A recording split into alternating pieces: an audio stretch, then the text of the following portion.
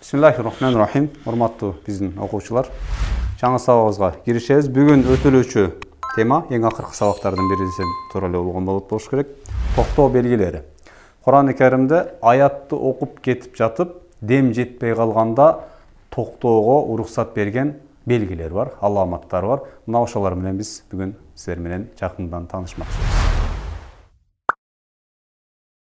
Эмесе biz бұл аламаттарға белгілерді жақындан танышуны баштайбыз.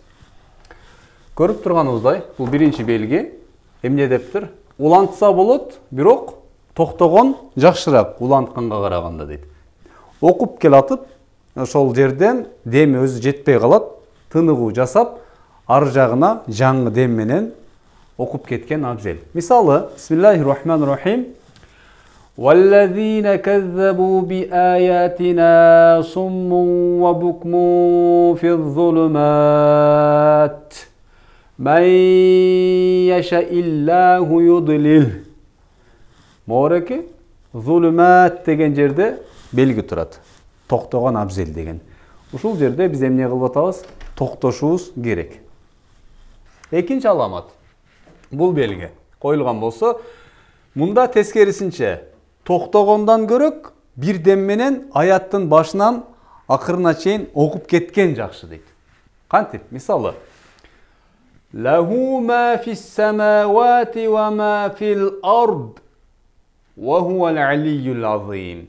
Ошол фил-ард да токтогон жакшы, бирок токтогонго караганда демиң жеткен болсо, улап кеткен жакшыраак. Бирок улап кетсең ката болот деген нерсе эмес, же токтосоң ката болот деген нерсе эмес.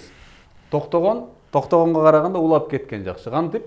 Лаху ма фис-самавати ва ма фил-арди ва хувал алийюл азим. Бул экөө карама каршы. Бунда токтогон жакшы, а бул белгиде улап кеткен жакшы. Бирок кайра кайталаймын, экөөндө тең эле дем жетпей калганда жаңы окуп аткан, жаңы баштап аткан адам токтосо жарай берет деген маселе келип чыгат. Ал эми бул чекит 3-төн болгон окшош белги келген болсо, бул жерде экөөнүн бирөөсүнөн токтосо болот. Экөөнөн тең токтобойсуз, же биринчисинен, же кийинкисинен. Мисалы, Бакара сүрөсүнүн эң алгачкы аятында Алиф Лам Мим Заликал китабу ла ройба фихи худал лил муттакин. Мына ушул жерде ла ройба, анан фихи эки жерде турат. Бизге сунушта же ла ройб деп токтош керек, же фи деп токтош керек. Экөөнүн бирөөсүнө токтолот. Экөөнө тең токтолбой койбойт. Макулбу? Кантип? Мисалы, көбүнчө бул жерде Заликал китабу ла ройба фи худан лил муттакин деп эмне болду? Мында биз экинчисине токтодук. Эми кимге кайсыл ыңгайлуу болгон болсо, же алгачысында, же кийинкисинде экөөнүн бирөөсүндө токтолуш керек деген аламат. Андан кийин мим. Мим белгиси бул жерде бир аз байкасаңыздар, куйругу жогору болуп турат. Анткени мондайда мим келет. Бул иклап эрежесин билдирген, бул менен адаштырып албагыла. Сөзсүз токтош керек. Ушул мим тамгасы коюлган болсо, аламат коюлган болсо, кантип? Бисмиллахиррахманиррахим.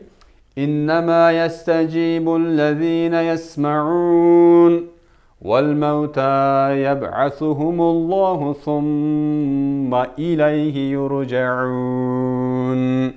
Деп ясмаун токтодум.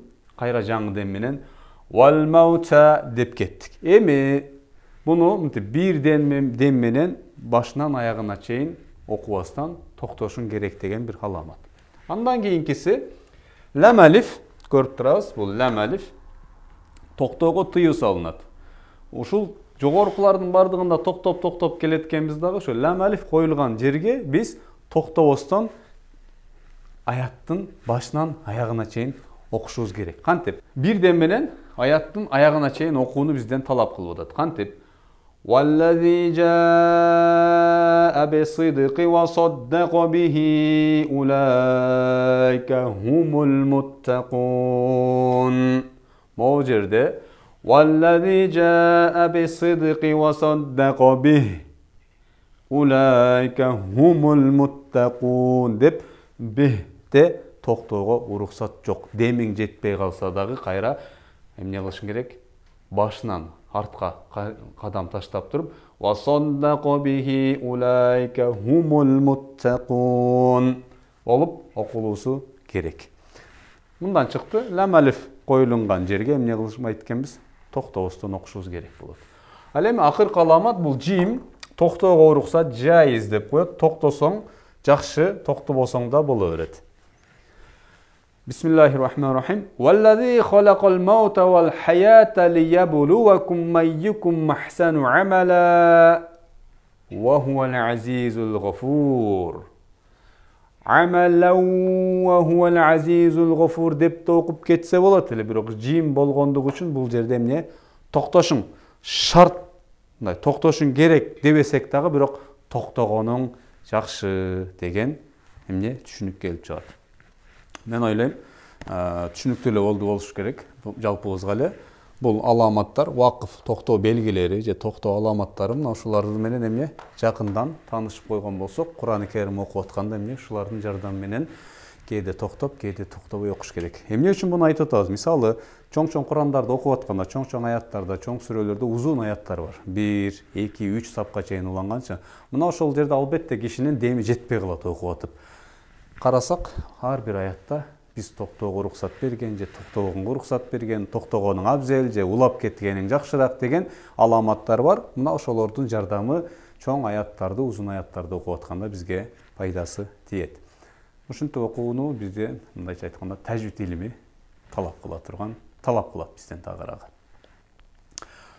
Урматтуу көрүүчү, иншалла биз ушу менен сабактарыбызды дээрлик аягына чыгып калдык.